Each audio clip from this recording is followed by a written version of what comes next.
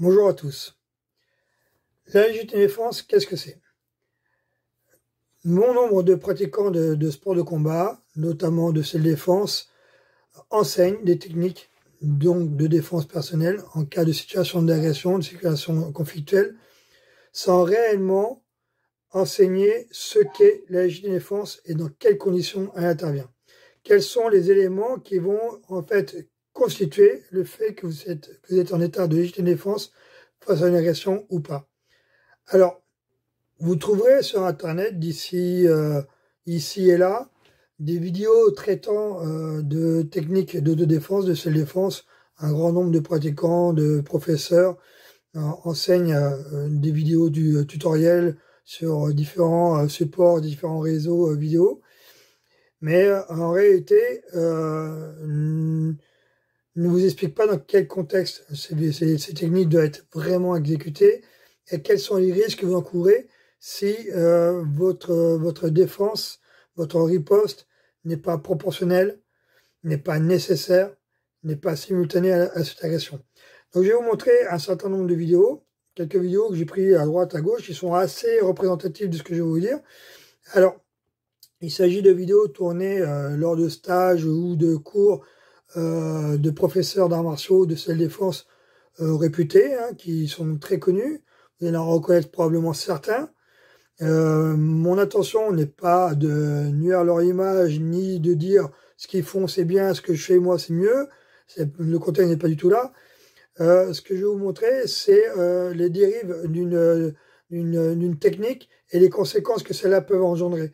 Les propos que je vais tenir suite à cette vidéo-là, les explications que je vais vous donner, ne mettront en cause, je dirais, la technicité, l'efficacité, ni à la fois de l'enseignant, de l'expert que vous verrez sur la vidéo, ni à la fois de l'efficacité de la technique démontrée. Le propos n'est pas du tout là. Mes propos à moi sont plutôt attention, est-ce que dans ce cas-là, est-ce qu'on est bien en situation de légitime défense?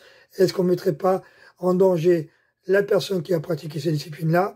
Je parle en danger non pas physique, puisque la technique, je vous dis, la technique fonctionne, la technique est efficace, mais en danger pénalement. Parce que, bien sûr, à la suite de votre agression, à la suite de votre riposte, il y aura des conséquences pénales. Et à partir de là, l'idéal, c'est d'avoir quand même une riposte qui soit qui rentre dans le cadre de la loi de la légitime défense et dans laquelle on ne sera pas inquiété pénalement des conséquences de notre action. Je vous laisse découvrir ces vidéos et on en reparle juste après. J'évite de le toucher. Tant que si je frappe une fois et que je vois que c'est calmé, ça sert à rien d'aller plus loin, bien sûr. Après, il y a la théorie, il y a la pratique. 1, 2, 3, 4, 3.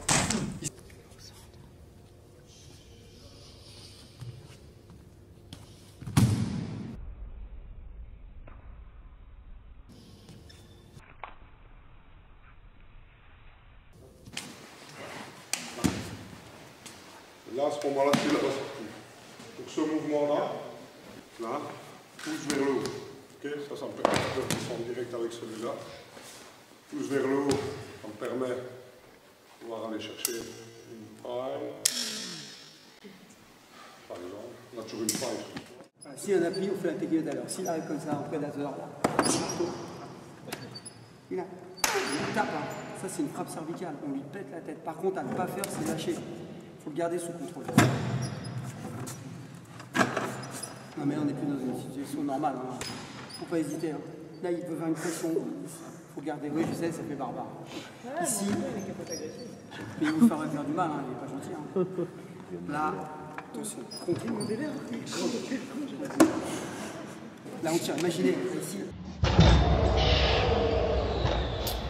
Alors déjà, la légitime défense, qu'est-ce que c'est? La légitime défense est le droit de se défendre ou de défendre à bien contre une agression exercée dans certaines conditions. La légitime défense répond à un article du Code pénal, qui est l'article 122.5 du Code pénal. Et cet article, je vous le cite, n'est pas pénalement responsable la personne qui, devant une atteinte injustifiée envers elle-même ou autrui, accomplit dans le même temps un acte commandé par la nécessité de la légitime défense, sauf s'il y a disproportion entre les moyens employés et la gravité de l'atteinte. Donc, dans un premier temps, ça nous situe l'atteinte. On dit une atteinte injustifiée. Une atteinte injustifiée, qu'est-ce que c'est? C'est une infraction volontaire contre une personne ou un bien.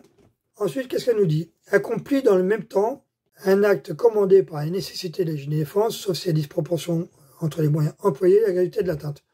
Donc ça nous dit déjà dans un premier temps que cette riposte doit être simultanée, dans le même temps. Un acte qui est commandé par la nécessité de légitime défense, donc il doit être nécessaire, on n'a pas d'autres moyens, on n'a pas de possibilité de fuite, on n'a pas d'autre recours, on est dos au mur. Et, sauf s'il y a disproportion entre les moyens employés et la gravité de l'atteinte. Donc disproportion entre les moyens employés et la gravité de l'atteinte. Ça veut dire que quelqu'un qui vous agresse à main nue, vous ne pouvez pas sortir une arme pour vous défendre.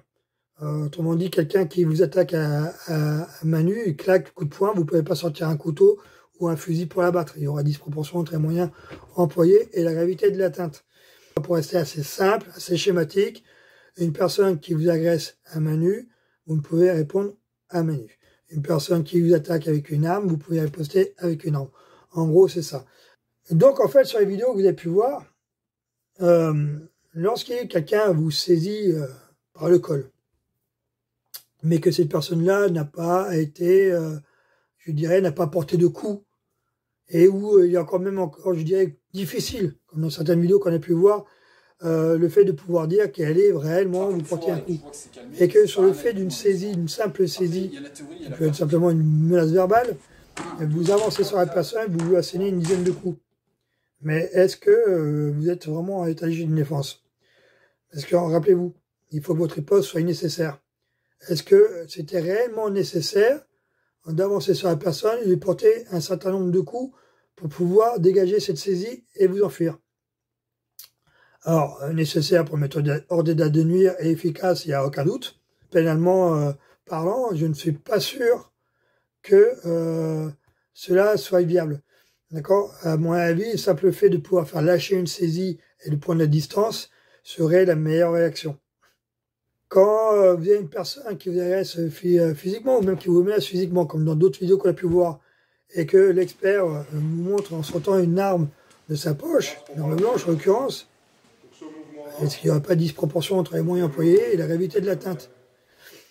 J'attire sur votre attention que, une chose que je n'ai pas précisée, votre riposte, elle doit être nécessaire, simultanée et proportionnelle, mais ces trois conditions doivent être cumulatives. C'est-à-dire, il manque une de ces conditions, vous n'êtes pas en état de légitime défense. Et d'autre part, c'est pas vous qui direz que vous étiez en état de légitime défense, ce sera le tribunal qui va en juger. Et pour en juger, pour statuer quand effectivement vous étiez en état de légitime défense, il faut que ces trois conditions-là soient réunies et que vous puissiez les prouver. Ça, c'est extrêmement important de bien comprendre ça. En tout état de cause, vous serez toujours reconnu coupable des coups et blessures que vous aurez infligés à votre agresseur, mais le fait d'être en état de légitime défense et qu'on reconnaisse que vous étiez en état de légitime défense, vous serez non responsable pénalement. Voilà, donc vous serez dédouané pénalement des charges qui pourraient être retenues contre vous. Des charges pénales, j'entends. Donc, pour revenir à nos moutons, une personne qui vous agresse, qui vient de vous saisir par le col, par le poignet, et vous sortez une lame, ben non, bien sûr que non, vous n'êtes pas en état de légitime défense, et en plus, il faudra justifier le port de l'arme. Les armes sont réglementées par l'article 132-75 du Code pénal, qui dit « est une arme, tout objet conçu pour blesser ou tuer. Est une arme, tout objet transporté, porté dans l'intention de blesser ou tuer », ce qui est le cas là dans cette vidéo.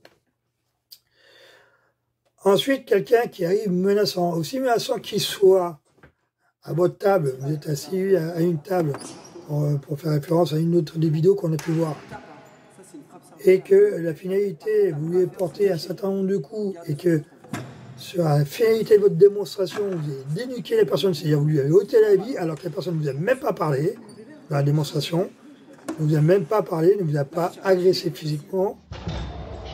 Est-ce que vous êtes en état de légitime défense? Est-ce qu'on doit vraiment montrer ça aux gens? Moi, j'en suis pas sûr. D'accord? Et c'est en ça que nous, l'enseignement du SOC va être un peu différent de ce qu'on peut voir. On ne prétend pas avoir les meilleures techniques du monde, on ne prétend pas être plus efficace que les autres.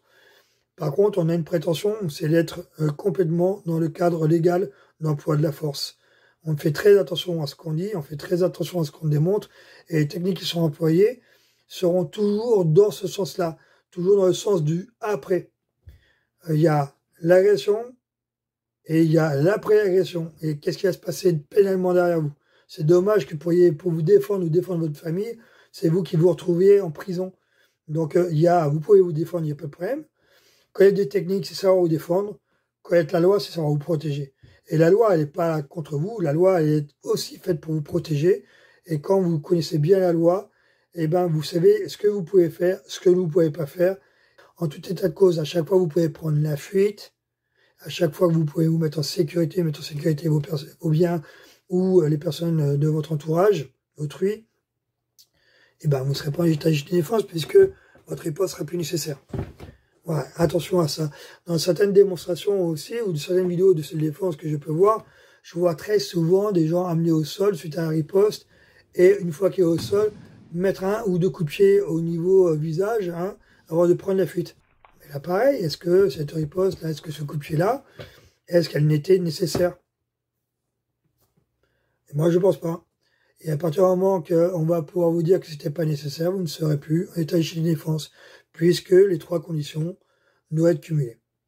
Voilà, je vous laisse réfléchir à ça, et n'hésitez pas à commenter, n'hésitez pas à amener vos expériences et des choses à ajouter, des choses constructives, hein, si c'est pour faire des critiques gratuites, si vous n'y connaissez rien dans ce domaine-là, je pense que c'est inutile de commenter. Un débat est intéressant que c'est construit. Voilà, sur ce, je vous souhaite une bonne journée. Et n'hésitez pas à vous abonner à notre chaîne. N'hésitez pas à liker, n'hésitez pas à commenter si nos vidéos vous plaisent. Bonne fin de journée à tous.